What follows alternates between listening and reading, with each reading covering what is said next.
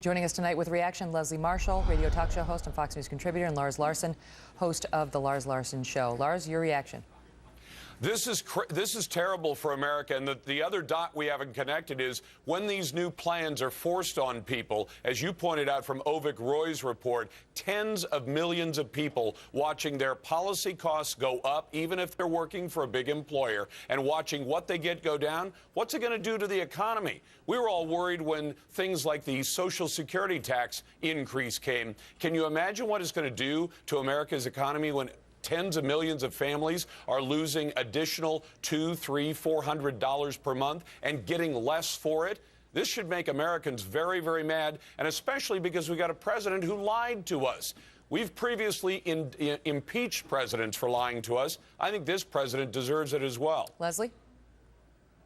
Well, I think subordination of perjury on a witness stand is very different, Lars. Love your Halloween costume, by the way. It's scaring me a bit. But on this topic, it's terrible that that woman's husband died from such a terrible disease. And it's terrible that anybody feels they're being bullied by their insurance company, because it's not the government bullying them. I personally have seen for my family individually, each of us, the four of us, husband and two kids, our deductible increased from $500 to $750 before Obamacare was voted on, was signed into law. Insurance companies have done this. They will do this. And it's the insurance companies that are causing people to lose that grandfather status by increasing copays, by changing and increasing deductibles, and by dropping. But let me stop you there. That's not true, because the reason they lose the grandfather status is because the HHS wrote regulations that basically said you lose grandfather status if you change essentially the first, period in the first sentence of your policy. I mean, it's very, very broad the way they wrote the way you'd lose it. Go ahead, Lars. I won't disagree with how it's Leslie,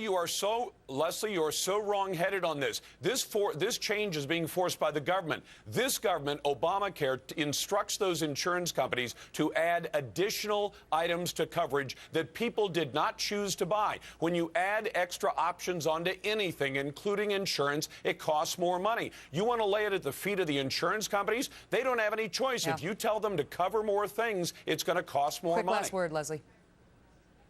I'll have to tell you, on my radio show, I ask people, and people listen from all sides that call in, and the experiences they have had so far when they've been shopping on the Affordable Care Act site, when they can. In California, our site works in this state. They find they're making a lot of savings, and many of these people are Republicans, Lars. They come from your side and were against Obamacare. All right. Thank you both so much. Keep posting your Obamacare stories, and up next, the man who said